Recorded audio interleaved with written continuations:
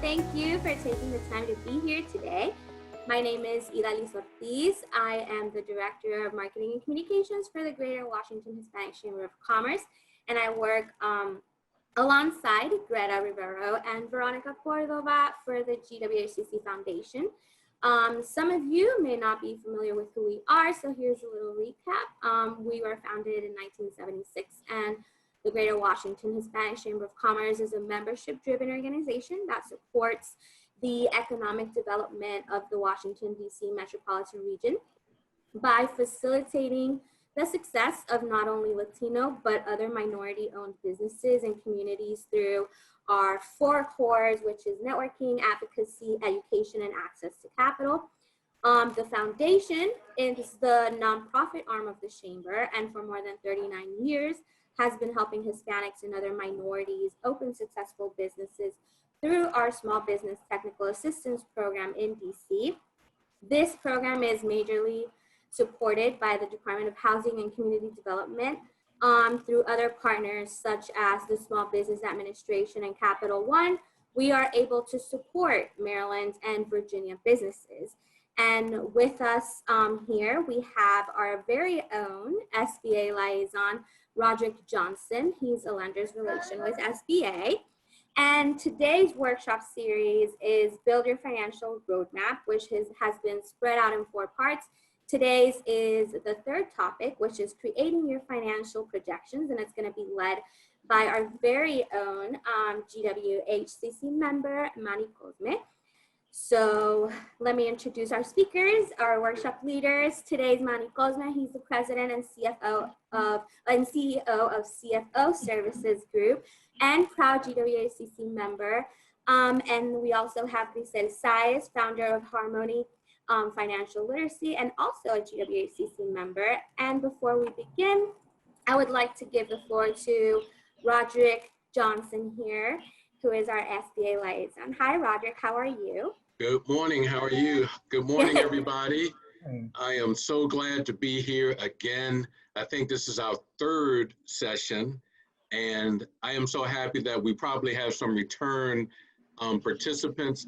This is a very good series. The SBA is excited to partner with the Greater Washington Hispanic Chamber of Commerce so that chamber members as well as non-members can get the benefit of the knowledge of our 2 speakers today. I just wanted to give you an update with PPP. All right, so we now have, instead of $130 billion left, it's $100 billion left, and you have until August 8th to still apply for those funds. Now, in terms of the EIDL program, for EIDL, we have spent out the $20 billion for the EIDL Advance/Grant. So there is no more Advance/Grant anymore from EIDL. However, there are still loan funds available for the EIDL program, so you still can apply for the loan portion of that program. And I would actually advise you to do that very quickly because I'm anticipating that the funds will be running out for EIDL pretty fast, because now that people have used up their PPP money for payroll, you know, companies are continuing to look for money to, you know, meet their payroll, and EIDL is another way to do that. So if you haven't applied for EIDL, please very quickly go ahead and apply for the EIDL program. So I will not hold us up. We're going to learn a lot today from Manny and Grisel. We're going to be talking about projections. And look, the projections need to be realistic, okay? Because as a banker, far too often, I would see projections that just were not realistic. They were pie in the sky. And today we're going to learn how to put good, solid, believable projections in place. So with that, I'll turn it over to our speakers. Thank you. Thanks. Yeah. Try to make them realistic. That's a good, good idea. All right. So let me go ahead and share my screen here and we can get started. So I'm going to talk really fast here because this is a lot of information, a lot of really great information. So I ask that if you do have a question, put it in the Q&A box below. And Grisel, of course, feel free to chime in, or Roderick, if you want to emphasize a point. Otherwise, I'll be talking really fast through this to get to the end, and then we'll do some Q&A. All right. So with that, let's talk about guiding your business growth with financial projections, which is my absolute favorite topic in the entire world because I am a financial accounting nerd. Okay. So let's talk about hamsters and men. So imagine a hamster on a wheel, okay? What does a hamster do? A hamster runs really hard and fast, and it ends up expending all of its energy. Yet the hamster goes nowhere. It stays exactly in the same spot, no matter how much hard work it puts in, okay? Eventually, the hamster exhausts itself and gives up the wheel and exits in exactly the same place as it started, minus all the energy and resources that it just expended, okay? Why does this happen to the hamster? Because it forgot to set a goal for its destination. Had the hamster decided where it wanted to go before it got on the wheel, it would have realized that it was running, and not getting to its destination. And rather than running faster and expending more energy and frustration, the hamster would realize, I'm not getting where I need to adjust my strategy here to figure out where I want to go. At the same time, the hamster would have also planned on the resources that it needed to get to its destination. It would have prepared adequate water, ate an appropriate meal, even maybe stretched before getting on the wheel, right? And if it miscalculated the amount of water or food or resources it needed, it would have recognized it before it became an emergency and strategized on how to refuel now before it ran out of those resources, okay? But the hamster didn't do any of this. And now we find a hamster that's exhausted, dehydrated, hungry, and ultimately feeling defeated. The fault of the hamster was that it's not that it wasn't working hard enough, it certainly was, it's just that it wasn't working smart enough, okay? So it sounds kind of funny to talk about these things from the point of view of the hamster, but it's not funny when you realize that this is exactly what happens to most small business owners. You are the proverbial hamster on a wheel, not taking time to plan your destination or the resources you need to get to the destination. As a result, you become exhausted and defeated, and your business fails as a result of that. In fact, according to Intuit, the makers of QuickBooks, 20% of small businesses fail in the first year that they start, 1 in 5 businesses. And 1 in 2, 50% of small businesses fail in the first 5 years that they start their business. Now, why is that? Well, the odds of success go up 89% if you work with an accounting professional. Why? Because accountants know the power of doing a financial projection. A financial projection is used to keep you on your path of success. And it ultimately, by keeping you on your path and knowing the resources you need, it will help you get to your destination. Financial projections are, in fact, a roadmap to your success. You wouldn't go on a trip without mapping out the process. So why would you build your business without doing the same thing, right? So that's what we're going to do today. We're going to talk about building your roadmap, your map to your success. And along the way, we're going to identify all the resources that you need to get there so you make sure you get there, okay? So let's go ahead and build your map today, all right? So a little bit about me. My name is Manny Cosme. I am the founder and CEO of CFO Services Group. I'm also the treasurer for the Greater Washington Hispanic Chamber of Commerce, a longtime member and all that. I'm also a serial entrepreneur. I've had several businesses in my lifetime, some successful, some not. The ones that weren't probably is because I didn't do financial projections. I got lazy, but there is very important to do. So CFO Services Group, we're a management accounting firm, which means that we specialize in bookkeeping and strategy for small businesses and small nonprofits. We don't do tax work because that takes us off of our mission. We focus 100% on strategy and getting the information you need to achieve the goals that you have. All right. So not only am I an accountant by trade, I am also a small business owner because I run CFO Services Group. So I know very well the power of doing projections, of making sure you have that map and the resources you need, and the challenges that you face as a business owner. And of course, I work with small businesses day in and day out to help them achieve the same thing. So what we're going to do today is we're going to build your financial projections one step at a time. Okay, it's like the proverbial, how do you eat an elephant? You eat it one step at a time. So that's what we're going to do. So I've created a 7-step process that I recommend you go through in order to build financial projections, to make it simple and you know, make it more in a logical sequence so that you actually get to the end result that you need. Okay, so this is what we're going to do today. We're going to talk about setting goals, your sales and revenue, cost of sales, your general sales and administrative expenses, your cash flow, very important, setting up some scenarios, and then verifying and updating your projections as we go along. Now, I do recommend that when you do this, you do them in this order because every step builds on the next one to ultimately get you to where you need to be, okay? Now, fair warning, what I'm about to go through is a pretty heavy process, okay? I've done full day, 8-hour long workshops on creating financial projections, okay? So this is a lot. What I'm gonna do here is give you the introduction and the framework with which how to build your projections so that you have an understanding as to what you need to go through. You're not gonna, in 40 minutes, you're not gonna be able to build out a full set of financial projections. Like I said, that takes a lot of time. But you're gonna start having an understanding as to what you need to do and what you need to start thinking about, okay? So if you do want to build financial projections, obviously reach out to the chamber. We have the technical assistance program. I'd be happy to help you under that and whatnot as well. And then I think as part of this series, I'll also give you some additional tools to help you do it on your own if you want to try doing it on your own, okay? So the first step that we're going to do is, I'm just going to check my time here, setting your goals. So Grisel did an amazing job of talking about this all last week.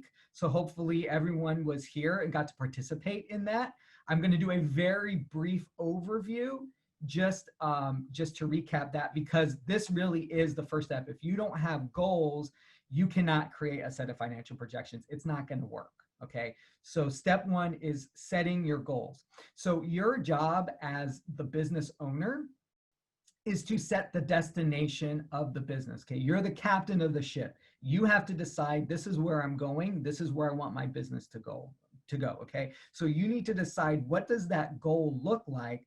And then what you need to do is position all your resources to achieve that goal, okay? So when we talk about resources in the world of business, we're talking about money mostly, but we're also talking about labor, maybe materials, things like that, okay? So you decide where you're going, and then you position all your resources towards achieving that goal. And then you also need to recognize as the owner when you get off course so that you can course correct and get back on track.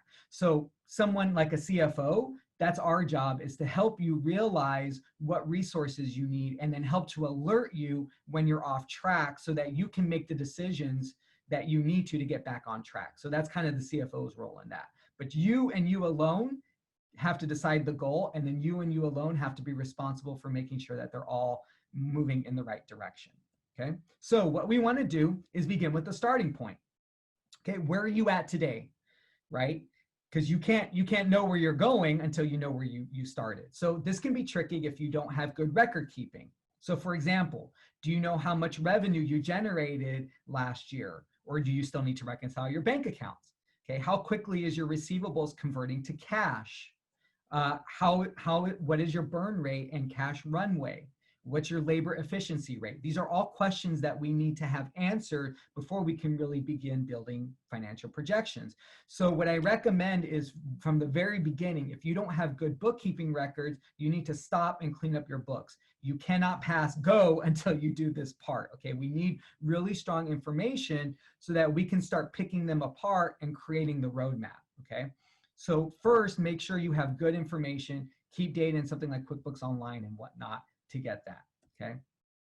Next, what you want to do is, assuming you have good information, now we want to set your ending point.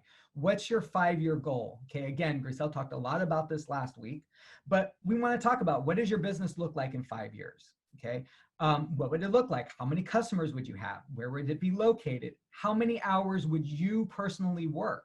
How much money do you want to make? And why do you want that goal? Okay.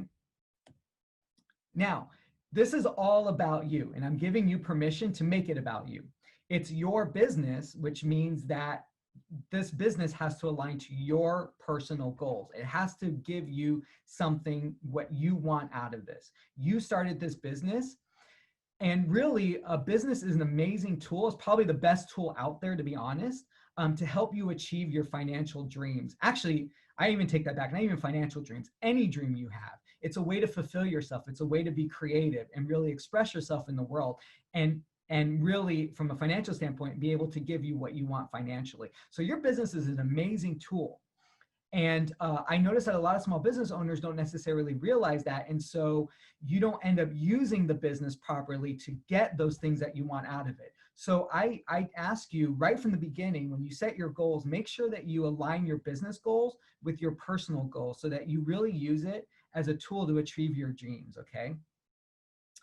And then what you do is then create your business goals to make sure you're on track to achieve all of your personal goals and dreams, okay?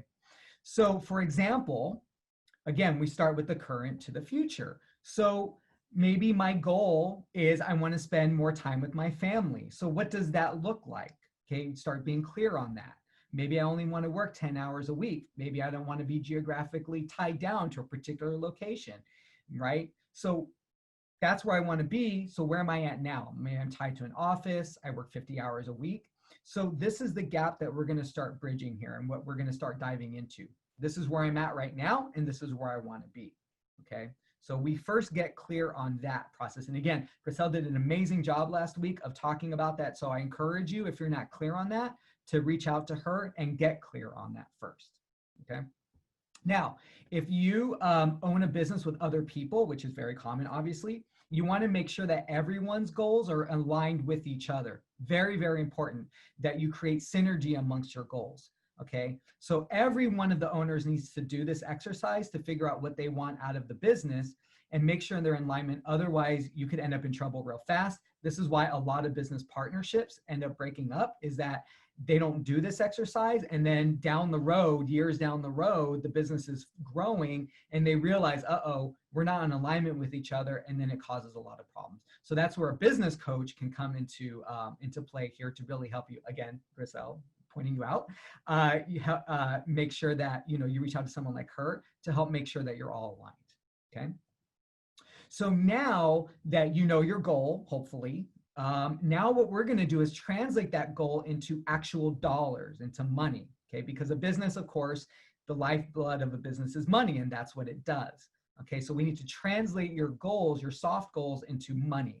So for example, maybe I want to help send my child to college, okay?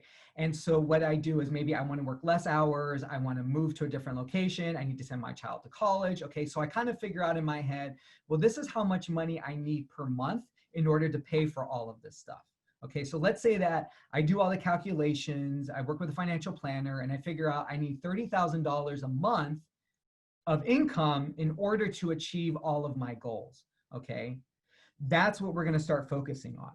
But maybe right now, I'm only getting $2,000 a month from my business. So my goal is to move from $2,000 a month to $30,000 a month, okay? So that's what we're gonna look at, is how do we move the business to be able to give me that kind of income per month? So again, we're tying it right back to my personal goals. Okay, so what we're going to do is we're going to translate our personal goals into business revenue. So again, if I need $30,000 a month, what does my business need to do in order to achieve that $30,000 a month? That's the big question. So what we do is use a very simple formula, and it's a rough estimate, but what we want to do is basically figure out how much money I want to take home, and then I multiply that by 4, And that becomes the revenue goal that I want to set for my business. Now, this is just a preliminary estimate, but it's a very good place to start. It may not be exactly 4, but we want to at least start with something. So that's the number we're going to use. Okay. So again, if I want to bring home $30,000 a month to pay for all my goals, then 30 times 4 is 120. So that means my business needs to generate $120,000 of revenue a month in order for me to bring home $30,000 a month. Okay. So that becomes the goal that we're going to use to create our financial projections. So now what we're going to do is figure out, how do I get my business from where it's at today to generating $120,000 a month? So ultimately I can take home $30,000 a month. So I hope that makes sense. Okay. So our goal is $120,000. Now that may be a 5-year goal, right? Because that's a long-term goal. So what we want to do now is take that goal and bring it down into shorter periods of time. So we want to back it up into a 4-year goal, a 3-year goal, a 2-year goal, and ultimately a 1-year goal. So where do I want to be next year? Okay, so we're going to start whittling this down. So for example, if my 5-year goal is $120,000 in revenue, year's goal, maybe year 2 is going to be 100,000, year 3 is going to be 80, 60,000. And then maybe next year, my goal is to generate $40,000 in revenue. So today we're at $20,000 in revenue. And we know that because we have good bookkeeping records. My next year goal is going to be 40,000. So the big question is, how am I going to get from $20,000 in revenue to $40,000 in revenue? Now we have our first year goal. Now we can start building financial projections to figure out how we're going to get there. Okay. So that's step 1, setting goals. Now, step 2 is about identifying your sales and revenue. Okay. Now, again, we know what our sales and revenue goal is now. It's going to be $40,000 in revenue. So how are we going to get from A to B? All right. So there's only 2 ways to increase profit. Okay. Only 2 ways. You're either going to increase the revenue of the business or you're going to decrease the expenses of the business. Now, decreasing expenses sounds like, oh yeah, I'm going to go do that. That's great, right? But decreasing expenses is hard because when you decrease expenses, you actually hurt the growth of your business. The more a business grows, the more expense it's going to naturally take on. So if you cut that off, you're not going to be able to grow. So the best approach, actually, if you want to generate more profit and more money to yourself and ultimately grow the business, is not decrease expenses, but it's to do the other one, which is increase your revenue. So that's what you focus on first. If ever a business is in financial trouble, of all the businesses I've worked with, 99% of the time, if they're in financial trouble, it's not because they have too much expense. It's because they don't have enough revenue. That's the problem. Okay. So again, we're going to start with where you're at today. How much do you currently make in your business? How much revenue do you generate? What do you sell? And how much of it do you sell? How much revenue do you generate on a monthly, daily, monthly, annual basis? Okay. Again, make sure you have good data there so that we can start playing around with this. Now, how much is your revenue going to change over the following year? So let's start with a 1-year goal, $20,000 to $40,000. Now think about your business. What are you going to change over the next year in order to start generating more revenue? So here's some questions. Do you expect to gain more customers over the next year? I hope so. Okay. Do you expect to increase your prices? What about customer churn, which is customer retention? Like, are you going to lose clients, basically? Are you going to gain clients or customers? Okay. You need to start thinking about this stuff. And again, this is why you need to have really good data. Hopefully you can look back at your records and say, oh, wow, on average, I gain, 3 customers a month, or wow, I lose 1 customer a month on average. This is why it's so important to keep this data, because that's going to help you figure out, well, if this is what I do historically, this is what I'm going to do the next year. Okay. So think about that. Are you going to change your prices and whatnot? And then start putting that down on paper. Okay. So the first thing we're going to do is build a 2-year sales and revenue projection. So we're going to start at 0, which is today. And we're going to say over the next year, how's this going to look? And then over the following year, how's this going to look? Okay. And you're going to have to really think about that. Now, I typically do a whole exercise with people to help them start thinking about the questions they need to start, putting this all together. But of course, in this time, I don't have that that luxury. But I think in the follow-up, I'll be able to give you a little bit more tools there. But what you want to do now is fire up a spreadsheet. So I recommend just a good old Excel spreadsheet and start putting this information down. Okay, so for this exercise, I'm going to do an example, and we're going to use this company called Acme Burger Joint as an example here. Okay, so just fire up a simple spreadsheet, and all you're going to do is just put your name over on the left, and then just start putting the months in on the row there. That's all you're going to do is just create the skeleton of Excel. Okay, so we're just going to put out over the next year all the months leading up through the next year and then the following year, because we typically want to do a 2-year projection. Okay, and this is what we're going to use to start putting this all together. So now you're going to start figuring out what your sales look like. So there are 3 types of sales that you should be thinking about. Okay, or there's 3 types of sales out there basically for businesses. There's recurring sales, project sales, and product sales.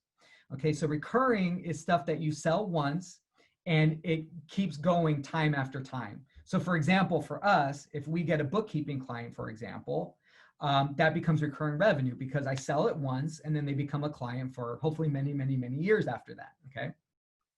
Now, the caveat to that is that you can gain and lose customers. So think of things like subscriptions, things like that, okay? You gain and lose people, but you sell it once and it produces over and over and over again, okay? A project revenue is one time, so it's a one-time sale, and it only happens once. So you fulfill it over a certain period of time, and typically you get an upfront money, some upfront money from that.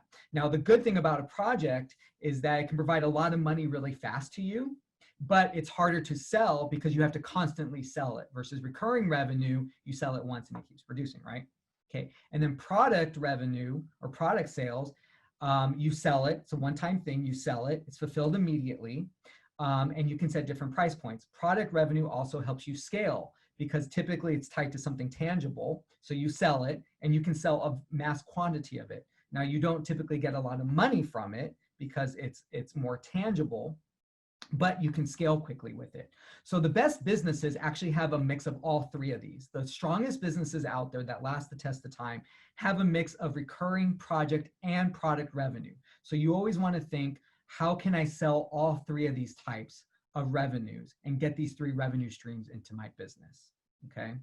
So as you're building out your sales projections, start thinking about that. And what am I missing and what can I do to help bridge that gap from 20,000 to 40,000. So for example, for the burger joint, let's say that they have all 3 types, okay? So they have a meal subscription, that's recurring.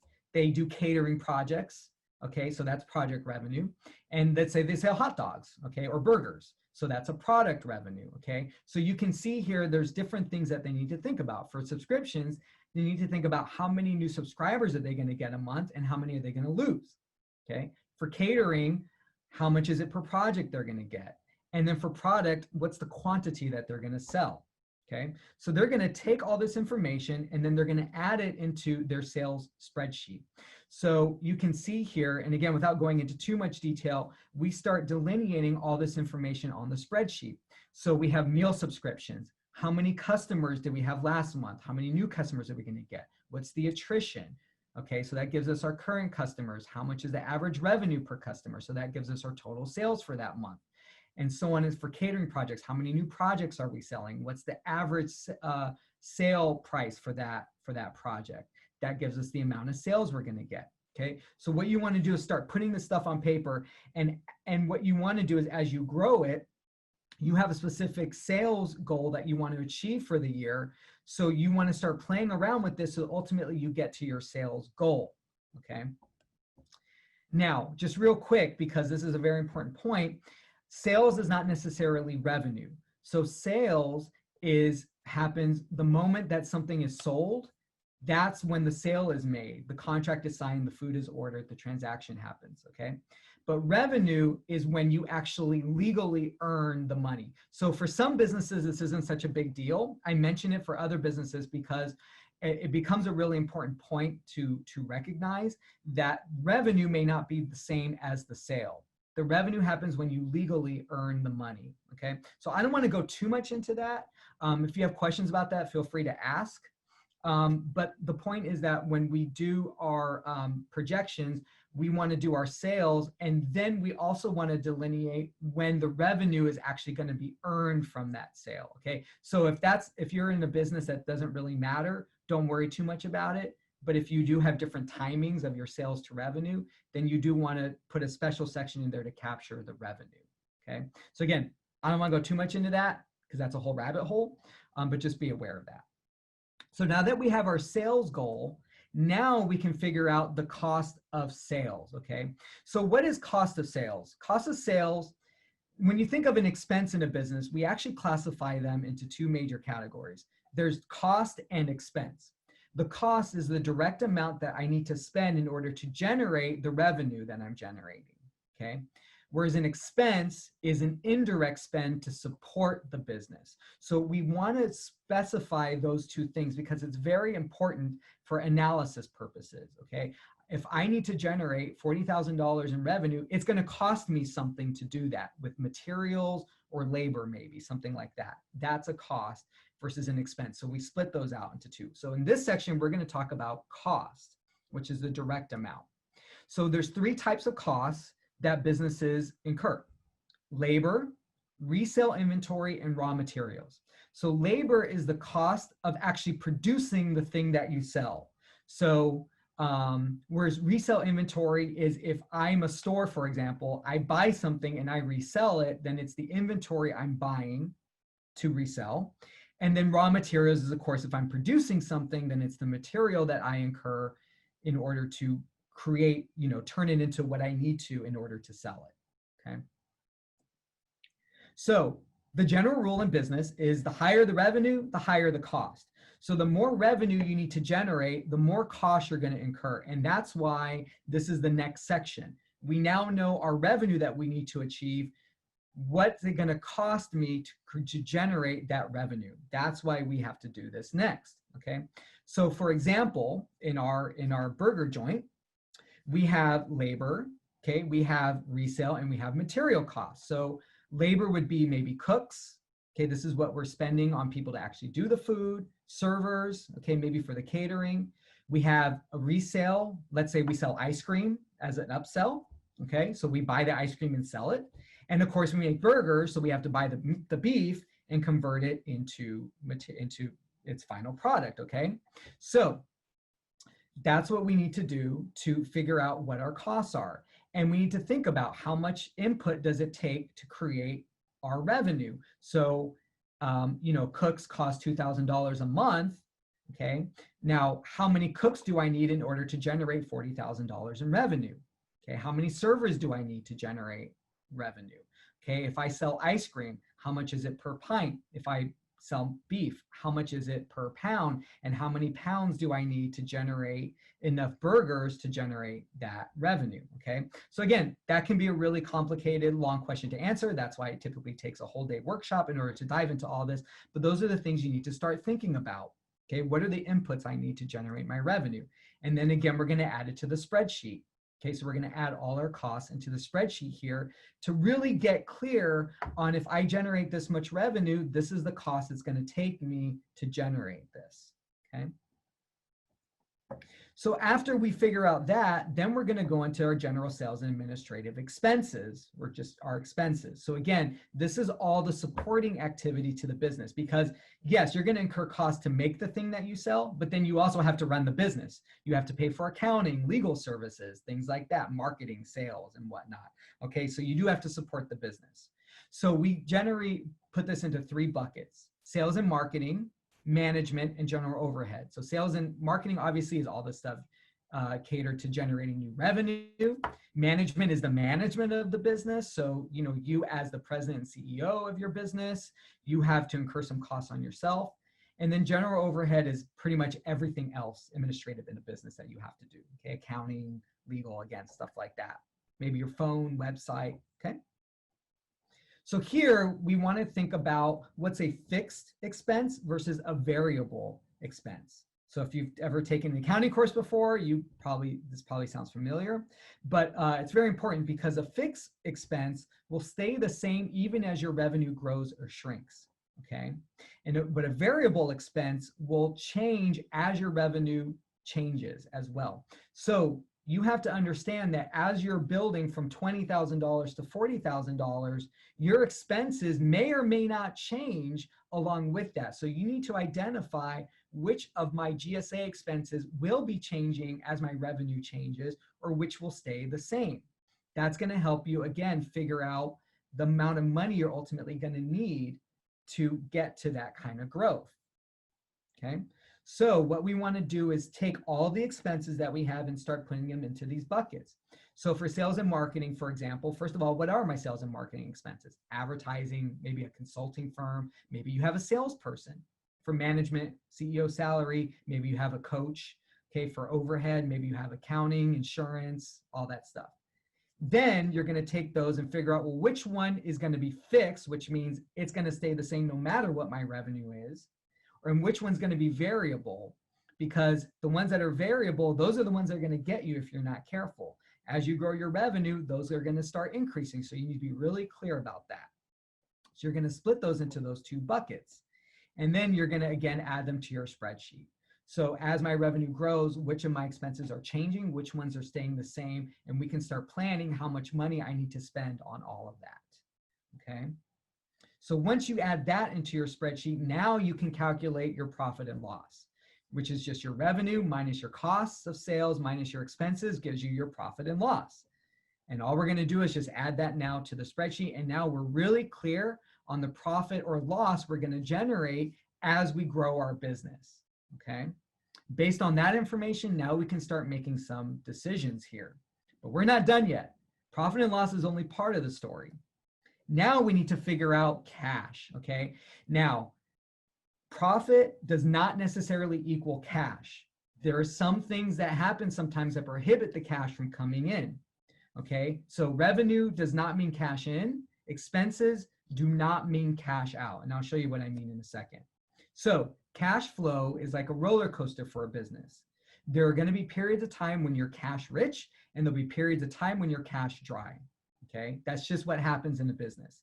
It's not right or wrong. You're not doing anything wrong. You're not doing anything right. It's just the way that business works. As you grow your business, you need to start having more input into your business, as I said. Well, that input costs money. So you're going to have to dip into your reserves sometimes and pay for those things to expand so that you can get to the next level of growth. It just happens, okay? What you need to do as a business owner is be able to predict your cash so you know exactly when you're going to need cash, when you're going to be cash rich, and when you're going to be cash dry, so that you can plan accordingly and don't get caught with your pants down, basically. You can go over to the, your friendly bank or community investment fund and say, hey, I need some money here, and this is what, this is what I need, okay? So in order to get from profit to cash, you're going to start with the profit, and then you're going to adjust for certain things.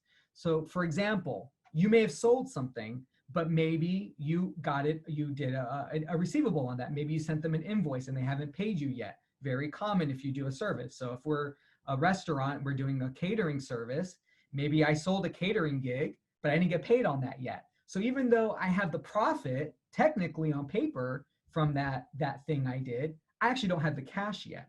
Very, very important. Sometimes you may not get the cash for 90 days, 120 days. So we need to be very clear about what that cash is. Okay, so do you have receivables? Do you have payables maybe that, hey, I owe someone money and I haven't paid them yet? Well, that means I still have the cash in my bank. Good for me. They don't have the cash, but I have the cash in my bank. Good to know, right? Do I have any loans? Do I have to pay back loans? Did I take any equity draws? Things like that. That doesn't show up. This stuff does not show up on your P&L. So what you need to do is adjust all this in order to get to your cash. So for example here, in our example, maybe we had a loan that we took out. We paid $1,000 on that loan. We did maybe as an owner, I contributed $10,000 to the business. So I have $10,000 more in my business bank account, et cetera, et cetera. So we're going to make some adjustments to my profit in order to get to my cash. And then this is what it's going to look like. So I take my profit, And then I figure out what are my cash inflows, what are my cash outflows, and ultimately at the bottom there, now I see how much cash I'm expecting to have in the bank at the end of every single month. So important to understand, because now I can strategize for any cash deficits that I'm going to see. If I start seeing that my cash is going to be negative, that's my cue to get on the phone with my bank and ask them for money. I need a loan because I need to bridge this gap that I'm expecting. Okay, so that's when you know you need to do this. After you do that, now you can start running some scenarios, because everything we just did is a likely scenario, what we think is going to happen, but of course reality never matches our projections.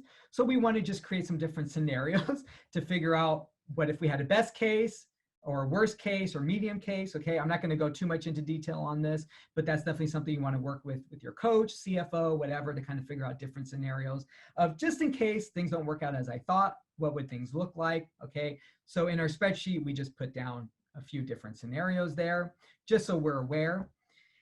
And then the last thing we're going to do is then just verify the information. So I hate to tell you, but you're never done with doing your financial projections. You always need to constantly update them with your actual data and modify them with new information and revise them as your courses change and expand them with new product lines. So, sorry, I think I just lost it. No, okay, they're all there. Okay, sorry. So you constantly want to update your financial projections to make sure they always have the most up-to-date information. Things are constantly changing in your business. Okay, so your projections should never be something that you do once and then stick on a shelf, just like your business plan. You need to always update them. Okay, so for example, and the whole point of doing financial projections is so that you can make better decisions in your business.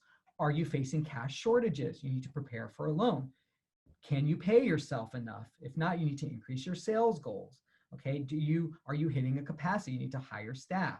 So that's what this is ultimately all about, is being able to make good decisions in your business. I recommend you update your projections every single month. And I'm going to go more into this on Thursday when I do my session. But you want to update these projections every single month, okay, to make sure you have the most latest and greatest information. And of course, don't be afraid to ask for help if you need help in creating financial projections and keeping them updated.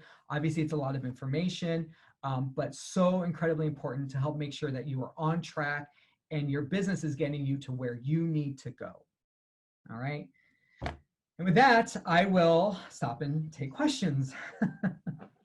Manny, that's a great job. Thank you. You've packed in a lot of information in a short amount of time. I don't know how you did it, but I just wanted to add a couple things, and then I know we have a couple of questions in the chat. When we're looking at resources, just to walk it back for a minute, time is a precious resource. And so when you're thinking about money, capital, talk about what your time is. And we spent a lot of time last week looking at goals, but each and every one of you should know how much you're worth, and that should all be calculated into your resources.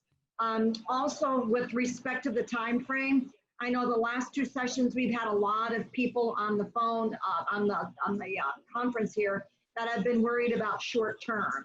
So when Manny's talking about 5-year projections, he's exactly right. However, in this space and time today, you should be looking at a 6-month projection and a year projection so that you're in line with the 5 years. Because remember what I said before, sustainability is what? Is making profits year after year, right? So you have to think long term. So you have to follow his recipe step by step. However, in this moment in time, do a 6-month and do a 1 year. And in addition to that, when he was talking about for how you cost out your jobs, it's always good to have multiple streams of income. So with whatever business you have, you should have a plan B. So right now, if things are stalled, what else can you do that will complement your business so that your business can be sustainable again for that 5-year projection?